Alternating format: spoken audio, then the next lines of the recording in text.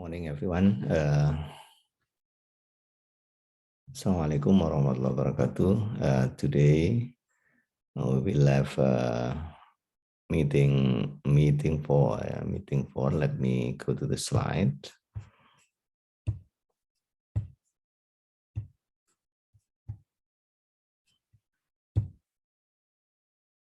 Meeting four. Let me show you the slide here. Here it is. Okay. Right. Meeting four today.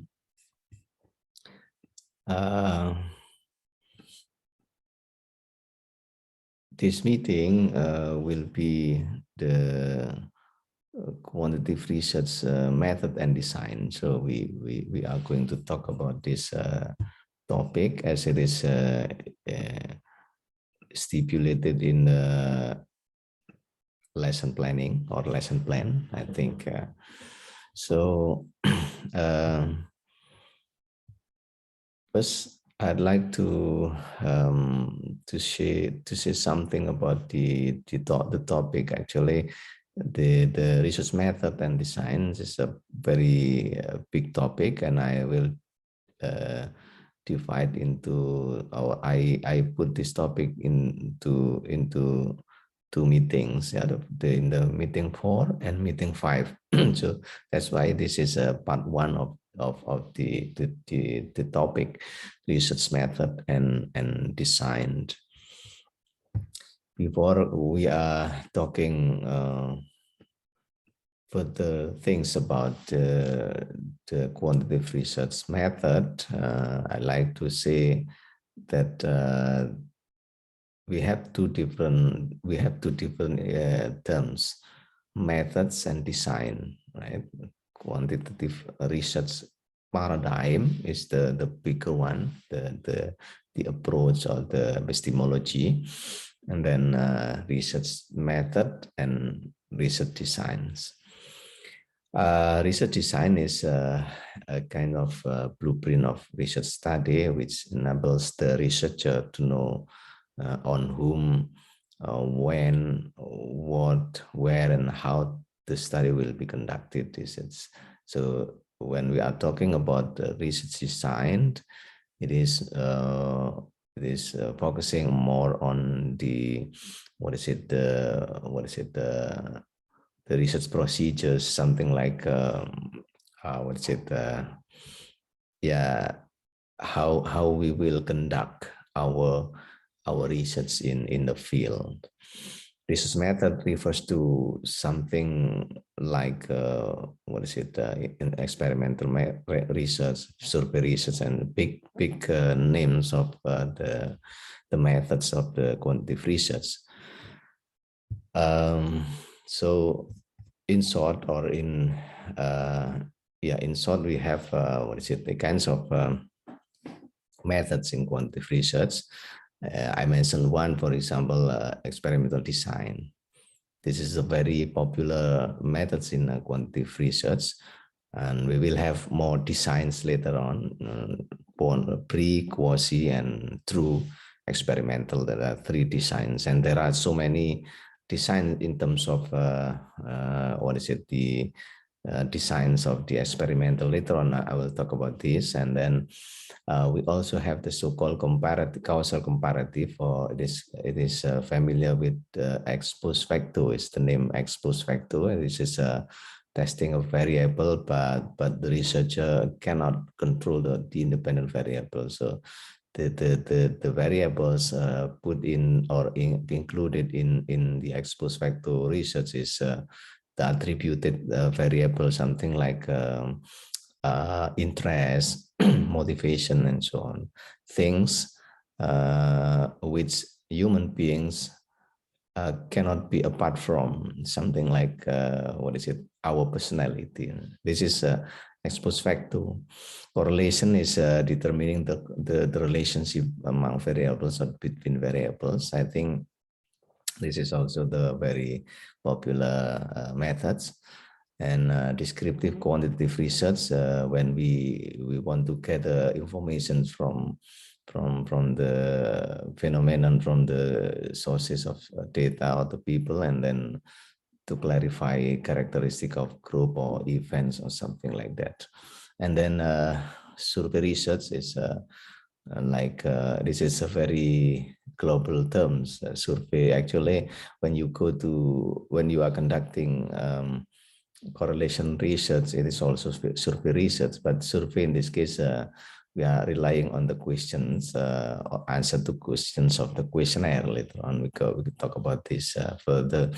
Well, those are methods, right? So when we want to talk about design, then it is a little bit smaller or more detailed in this case. For example, correlation, we have bicorrelation, we have multiple correlation, and so on. The design is using statistics and more different statistics. Now, let's go to the first design or the first method, experimental research. The keywords of the experimental research is that we want to investigate the effect. This is effect of the independent variables on the dependent variables. So the effect, and we also have the so-called manipulated. Manipulated means we give treatment to the experimental group. So we have a group that we design as an experimental group, and then we give the treatment over there, and the treatment will be or will proceed as well as possible, and then we are waiting for the effect of the treatment. For example, if we have a group and we want to teach method A, for example, or we want to to give them teaching by using multiple media, for example, and then the media is the treatment, giving the media to the students, and then we want to know the effect of the media on their achievement, for example. Then this is called experimental method or experimental design. So we have experimental design. We have three kinds of experimental design. So we have three designs for experimental research. So in the experimental research, we have pre-experimental research, through experimental research, and quasi-experimental research.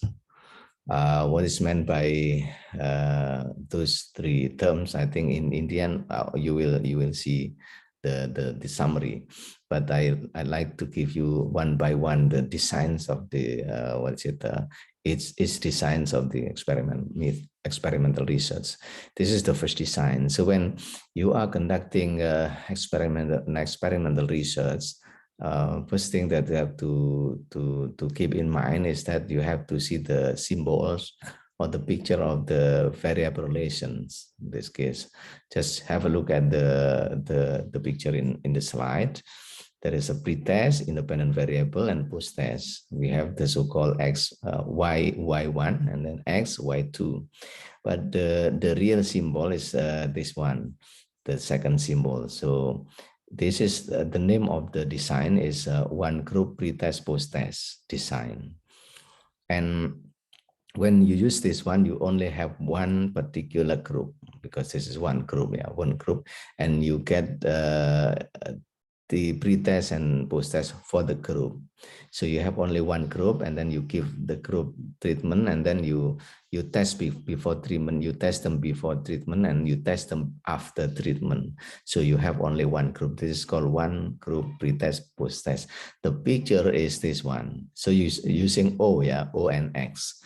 O is O1 is the condition after pretest before treatment, and then O2 is the condition after post-test that and after treatment, right? So you have this picture. So when you when you write down design in chapter 3 later on your thesis, you have to show this picture, because this picture is very generic and very universal. I think all all researchers know this and use this.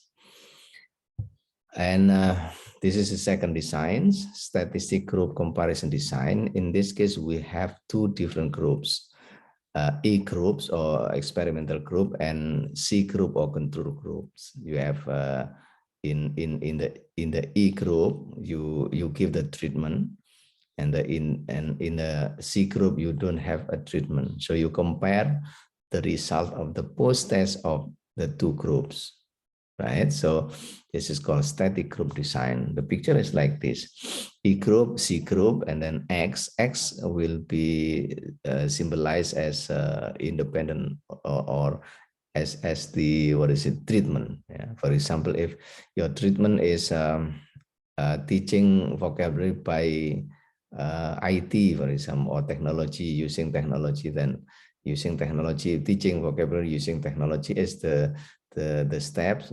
It has some steps, and then you do the step in the groups, in the experiment groups, and it will be X, right? This is the so-called treatment. And after that, you make a post test to them. After you get the treatment, 3 meetings or 2 meetings or 4 meetings, it's up to you. And then you do the same. You do post test also in a control group, and the control group is without any treatment. The class is going as it is without any treatment.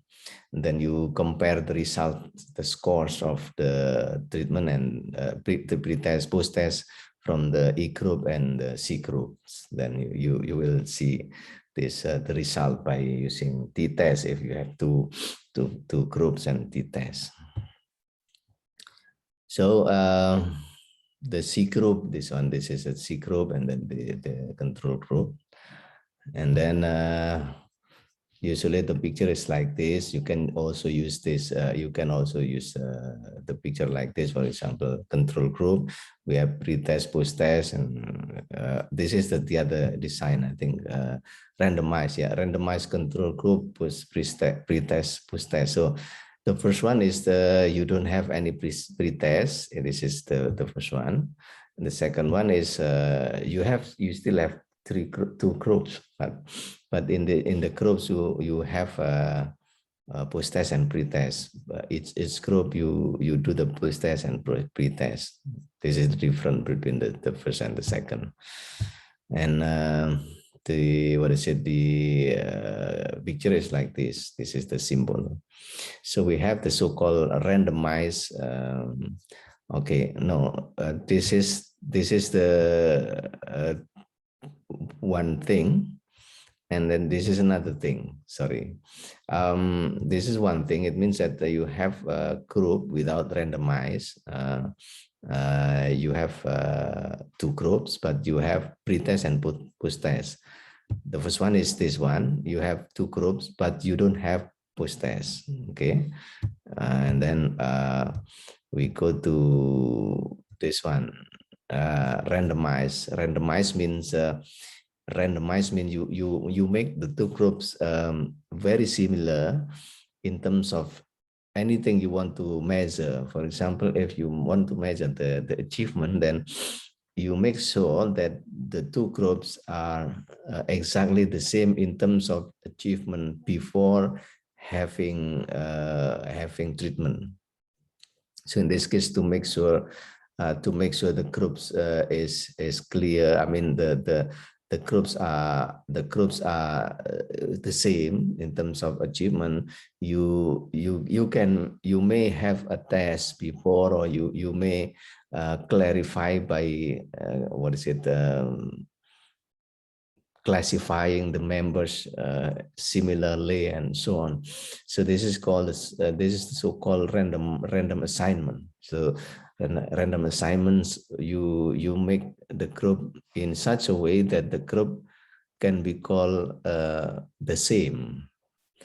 Why it is a need to do that? Because if you are not sure that the group is not the same, It could be the effect is actually from the beginning they are different. For example, if when you get after you get the treatment, then you make a post test, and the post test is the result of the post test is different. For example, for put groups, the different actually is not because of the treatment, but actually from the beginning the group is significantly different, are not correlated. So to make these kinds free, you have to make sure that the group is randomized or or has similar conditions, exactly the same condition. That's why you need random assignments. Okay, so the random assignment is symbolized by R. So your picture will be like this: R, C group, E group, and then pre-test, then post-test. So we have 1, 2, 3, 4 kinds of tests. You compare 4 kinds of tests. Test 1, test 2, test 3, test 4. Like sets of scores from the students. Test 1 will be the pre-test for group E, for E group, and then test 3 pre-test for C group, and test 2 post-test for E group, and test 4 post-test for C group. And the groups are or has been already randomized. It means that when the research is beginning, you have already set up the groups in such a way that the group are really the same in terms of the condition you want to investigate. Okay, and then this is another designs. You have Solomon 3 groups design. Solomons mean you have 3 randomized. You still remember randomized, the term randomized. Make it sure that make sure that all groups are the same. So in this case, we have 2 different groups of control. I mean, control groups. You have only one experimental group. Then the treatment is given to the experimental group and the second control groups. In the first set, for the first set control group, you don't have any treatment. And then the pre-test is only for 2 groups, experiment group and control group 1. Okay, and then for the post-test, I think you have all groups. So all groups should be tested after the treatment. And how many sets of scores do you have? 1, 2, 3, 4, 5.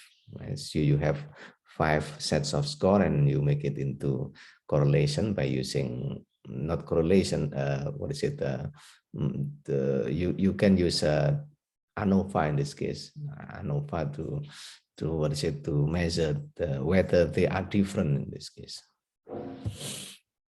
And the Solomon group 4, in this case, Solomon 4 group design. We have this group randomized 3 different control groups, C1, C2, C3, right? You have only 2 for treatment, and you have only 2 for pre-test, but you have all for post-test. The picture is like this, okay? So this will be more complex than the first one. We also have the so-called factorial design. The factorial design is having cells. So there is a kind of interactive effect in this case. So between variable 1 and variable 2, you have level 1, for example, cell 1, cell 2, cell 3, cell 4. You have different cell, and you have different treatment. The treatment is conducted twice, for example, treatment B and treatment A, for example. So you have more complex treatment. In this case, you try to find the factor later on. And then you also have the so-called counterbalance design. This is having a kinds of replications for groups. So group A, B, C, D, and then you try to find the X. How many X do you have? How many group do you have? That this is more complex things. And one group time series. Time series mean you are doing research in what is longitudinal way. In this case, you are waiting for times. For example, for the pretest, you do the pretest many times, and you are waiting for the condition, the change of the condition, because for example, pretest 1, then you wait until 2 months or 1 month or 2 weeks or whatever, and then give them to pretest again, and then waiting for another month, and then give them the third pretest and until the fifth pretest, and then you give the treatment, and after the treatment you give different post-tests, the same thing as the pretest. So why do you think we need more pretest or more post-test? Because this is to to accommodate the conditions of the situation of the change. I mean, can change or may change change effect or affect the treatment. I mean, not the treatment, the conditions. So in this case, you are dealing with time or longitudinal time. Okay, it is usually for the complex research, like in exact science research. For example, if you go to the planting or making a plan, you have to see the condition many times before giving the treatment. But you can do it for your students or the social science, like for example, if you want to measure the motivation, whether the motivation is changing over time. So you can do the research by having such kinds of designs, because this is quite complex, and it will offer you a kinds of great conclusion later on. But it is time consuming, right? Sometime. And then this is the more complex one. The other complex ones, we have control group and E group. This is time series, but we have control and experiment group. So you have more pretest in this case. For pretest, you have 10 times pretest, and for post-test, you also have 10 times pretest, for example. So it will be more complex. I think it's not for S1. Yeah? That's the classification. In the beginning, I said that the experimental designs is divided into 3 kinds, and then we have this one: pre, true, and quasi. Pre is for these kinds. I mean, for one short case study, one group pretest, post-test, as I told earlier in the explanations, a static group. So when you do this one, it belongs to pretest, pre-experimental.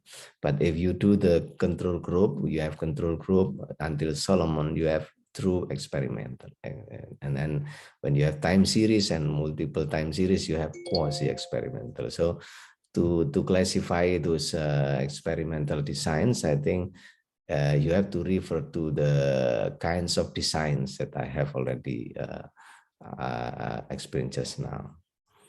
Okay.